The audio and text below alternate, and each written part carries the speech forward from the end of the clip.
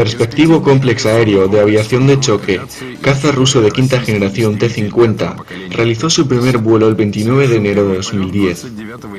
El principal desarrollador es la compañía Sukhoi. Y bien, ¿qué sabemos ya del vehículo? El avión está construido en base a un pequeño esquema normal, con una unión paralela a las alas y el fuselaje. El sistema de control eléctrico a distancia le otorga un manejo y control de vuelo superior. El empuje de armamento del aparato supone más de una unidad. El vuelo de crucero a velocidades superiores al sonido es posible sin activar el modo postcombustión. Su construcción está caracterizada por un elevado empleo de materiales compuestos. En el vehículo se han empleado toda una serie de medidas que disminuye su visibilidad radioelectrónica y térmica. Ahora veamos al caza no solo como avión, sino como un complex de combate.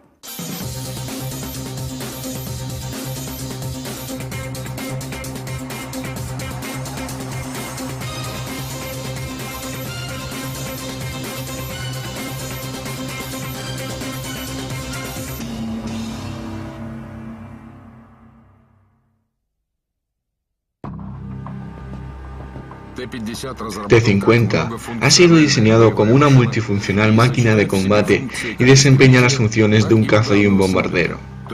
Es decir, puede abatir tanto objetivos aéreos como terrestres. Los cazas de generaciones anteriores se construían sobre todo como luchadores aéreos.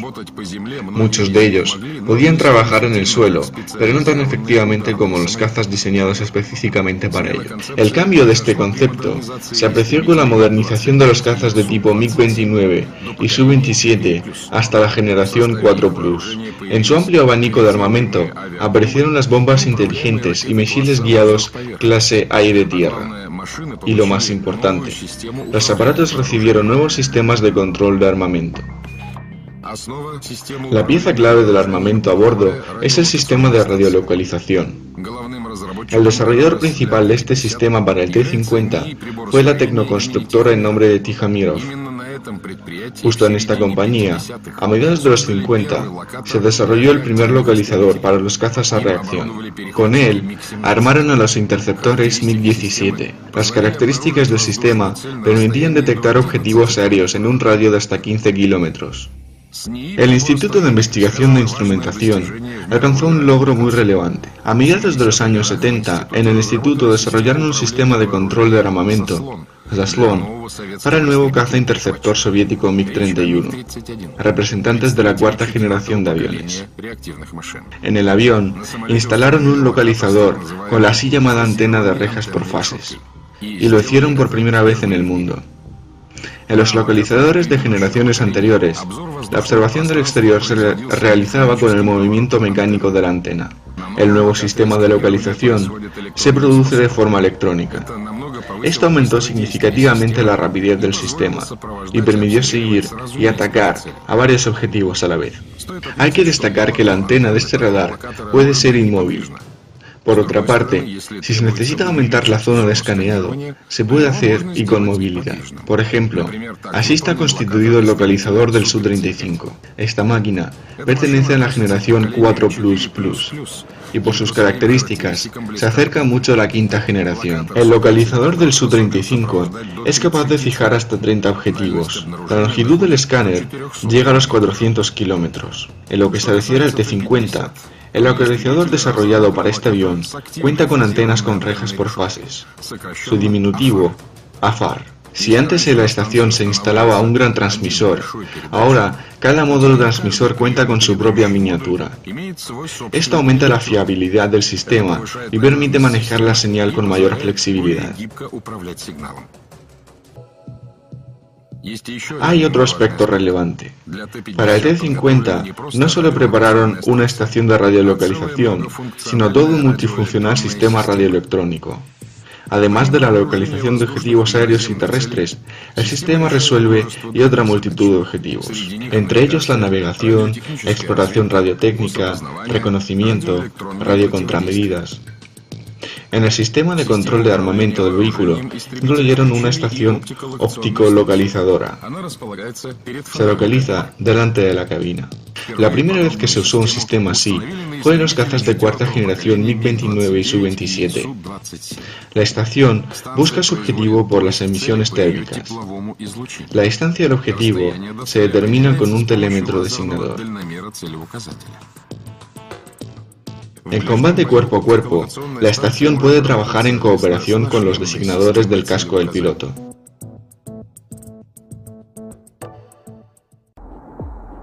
Está claro que el efectivo complex de localización y fijación es solo la mitad del trabajo.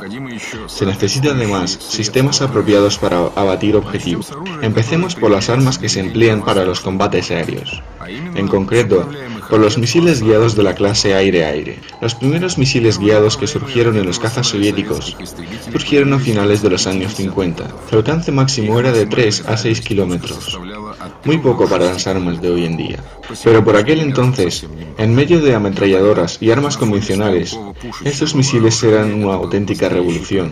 A medida que se perfeccionaban los misiles y los métodos de fijación, aumentaba ya el alcance de disparo. Con el tiempo, los misiles empezaron a clasificarse en base a esta característica. Surgieron los misiles de bajo, medio y largo alcance. Veamos algunos ejemplos de armamento con el que cuentan los cazas de cuarta generación y lo que se recomienda para un vehículo de combate de quinta generación. Para el Su-27 MiG-29 se desarrolló un misil de corto alcance, R-73. Su cabeza autofijadora era infrarroja, en otras palabras, térmica. El alcance máximo de disparo, 30 kilómetros. Esos misiles se empleaban sobre todo en combates cuerpo a cuerpo. Por eso, se les exige una gran maniobrabilidad. El misil R-73 tiene un propulsor capaz de cambiar su empuje. Puede maniobrar hacia un objetivo con una tolerancia a las fuerzas G de hasta 11 unidades.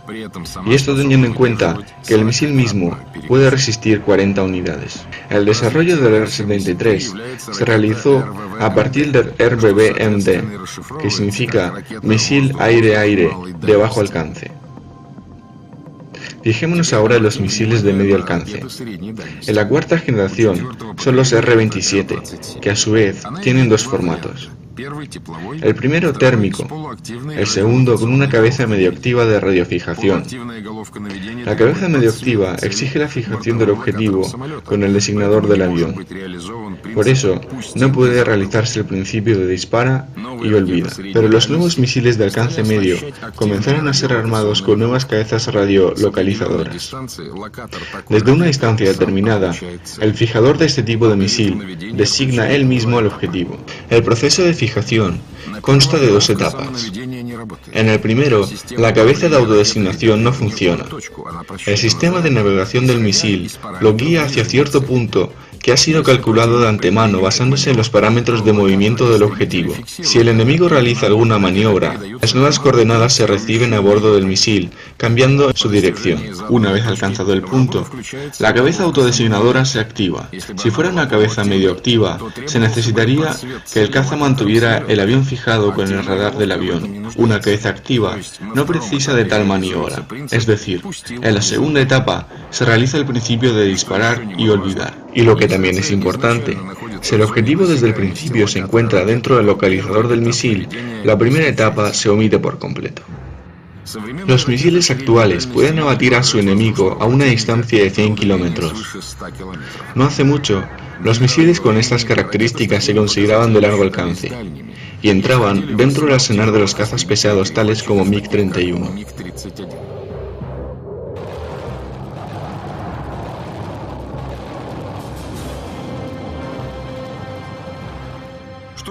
En lo que se refiere a las armas guiadas de clase aire-tierra, su nomenclatura es notablemente más amplia. Esto se debe al volumen de los objetivos. Por ejemplo, existen misiles diseñados para abatir sistemas de radiolocalización terrestre. Para fijarlo, no se necesita de un designador, ya que él mismo es una fuente de ondas electromagnéticas que detecta la cabeza del misil. Antes, para desorientar a misiles así, los radares en tierra por un corto periodo de tiempo se apagaban. Los misiles actuales recuerdan las coordenadas de la estación y son guiados hasta su objetivo por el piloto automático. Otra clase la forman los misiles navales. Los buques de guerra normalmente tienen buenos sistemas antiaéreos, lo que hace peligroso acercarse desde el avión a ellos. Por ello, los misiles antinavales actuales cuentan con un enorme alcance, desde 70 hasta 260 kilómetros dependiendo del tipo de misil. La aproximación al objetivo se realiza a muy baja altura, haciéndolas menos vulnerables a los sistemas antiaéreos de la flota.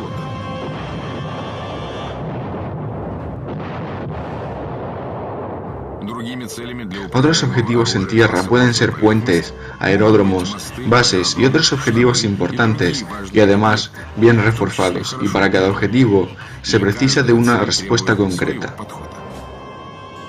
Por ejemplo, existen misiles con cabezas medioactivas que se guían por un foco láser que, por ejemplo, una división en tierra enemiga ha fijado sobre objetivos estratégicos.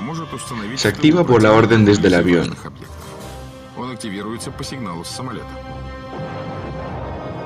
Hay misiles sin cabezas de navegación.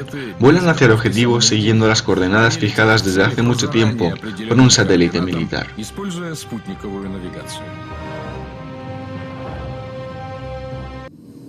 No se negaron y el clásico cañón que los cazas emplean en combates aéreos y en ataques a objetivos terrestres.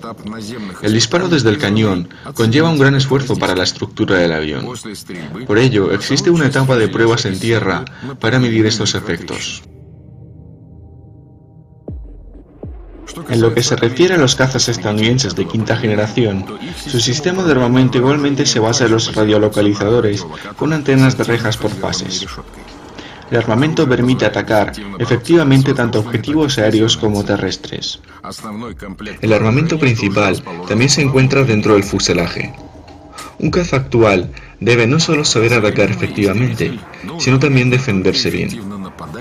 El complejo de defensa se encarga de facilitar al piloto todo el control de la situación en el exterior. El objetivo es reducir al mínimo un ataque por sorpresa del enemigo y hacer imposible el funcionamiento de su complejo de fijación. Así, sensores especiales advierten del lanzamiento enemigo y en caso de fijación por un radar o láser, se enciende un sistema de interferencias.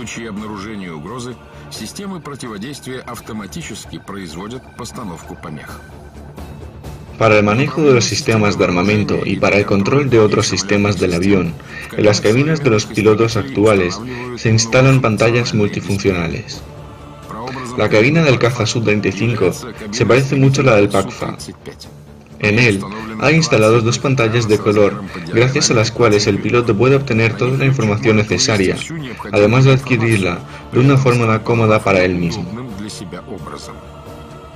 Además de ello, se tienen unas cuantas pantallas extra y multifuncionales manos de control. Igualmente, refleja la información de vuelo y la fijación de objetivos.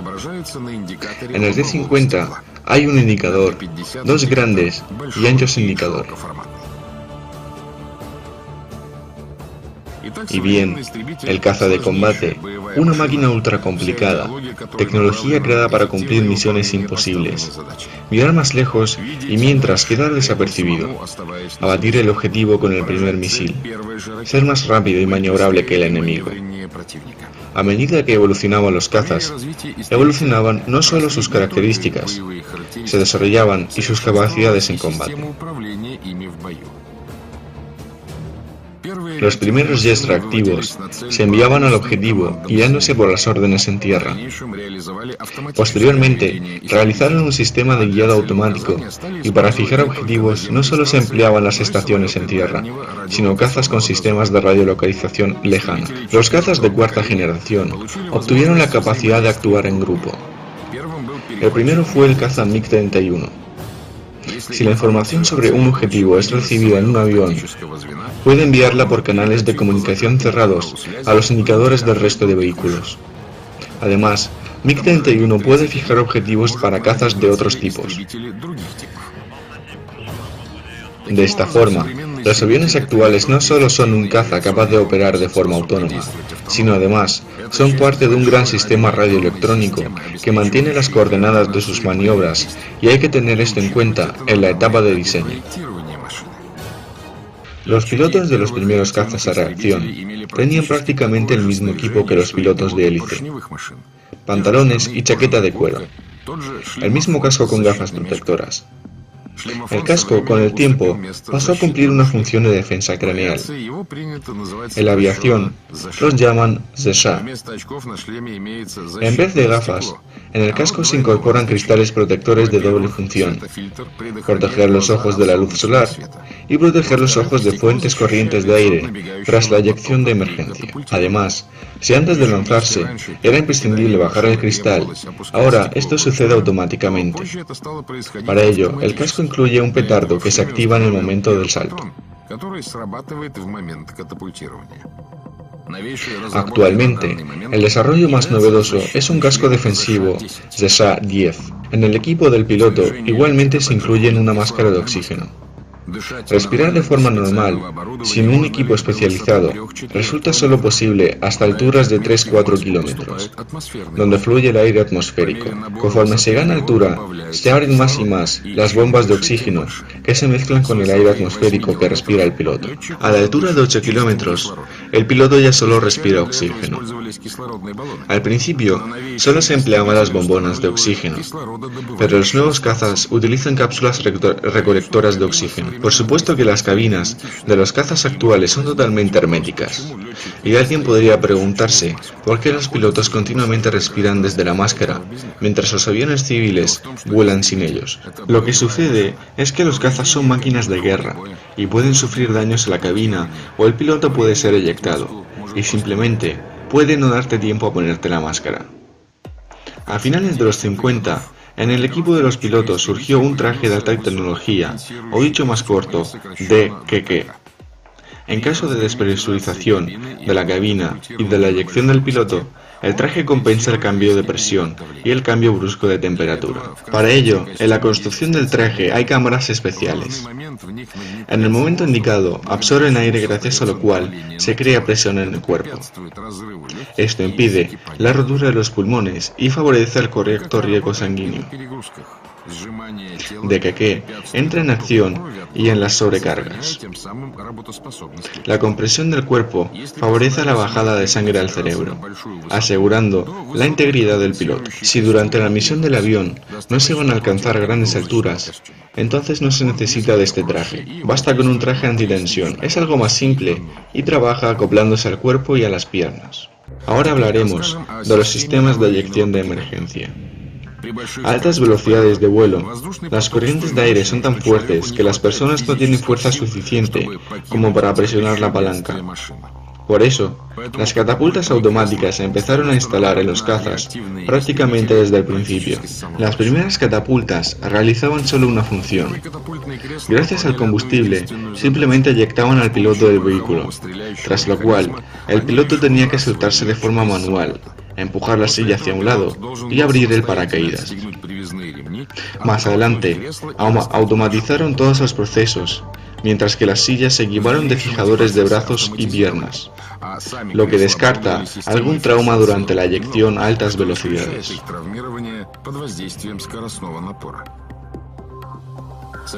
Los eyectores actuales están equipados con motores de combustible sólido que se activan tras la salida de la silla del avión, lo que permite salvar al piloto incluso a altitud y velocidad cero.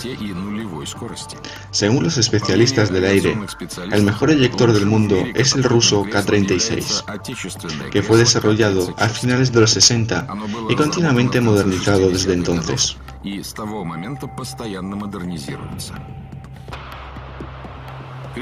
El eyector asegura la vida del piloto desde 0 hasta 25.000 metros. La eyección de emergencia puede ser empleada incluso a velocidades 2,5 veces superior a las del sonido. La versión más modernizada del K-36 está diseñada para los cazas de quinta generación. En estas imágenes vemos la investigación de los sistemas de eyección en un polígono especialmente diseñado para esta función. La maqueta de la cabina del T-50 está instalada en un vagón que acelera gracias a los propulsores de misiles por las vías de tren. Una vez alcanzada la velocidad necesaria, se produce la eyección. En la silla se encuentra un maniquí. El frenado intensivo del vagón se lleva a cabo hidráulicamente. La entrega del T-50 al ejército se ha fijado para el año 2016. Para aquel momento, la máquina debe haber terminado las pruebas de calidad. En primavera de 2013 se realizaron más de 200 vuelos en ellos. Las dos primeras máquinas se empleaban para las características de vuelo y resistencia. En el tercero, instalaron un sistema de radiolocalización. Sus primeras pruebas en tierra confirmaron altos resultados en todos los parámetros. El cuarto ejemplar voló por primera vez el 4 de diciembre de 2012. Con este vehículo se relacionó otra gran etapa. Antes, los aviones se transportaban desde un punto a otro a bordo del AN-104.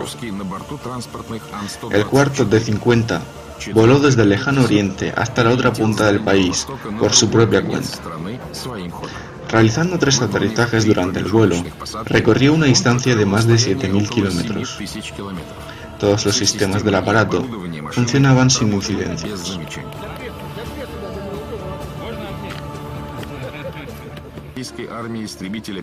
La adopción para el ejército ruso del caza de quinta generación permitirá aumentar el potencial de combate de las fuerzas aéreas rusas. Su desarrollo y el inicio de producción en masa permitirá elevar a la industria y los conocimientos aéreos a un nuevo nivel. En la base del T-50 será creado un caza para las fuerzas aéreas de India. El contrato entre ambos países se acordó ya en el 2007. Hay que destacar que por ahora esta máquina es el único avión de combate completamente desarrollado en Rusia y no en la Unión Soviética. Al mismo tiempo, hay que comprender que la creación de este vehículo difícilmente sería posible sin la experiencia almacenada en los tiempos de la URSS. Es muy importante preservar esta experiencia y aumentarla. Cada persona tiene su lugar en el mundo. El nuestro, por decirlo así, es desarrollar aviones. Y eso es prácticamente lo que hacemos.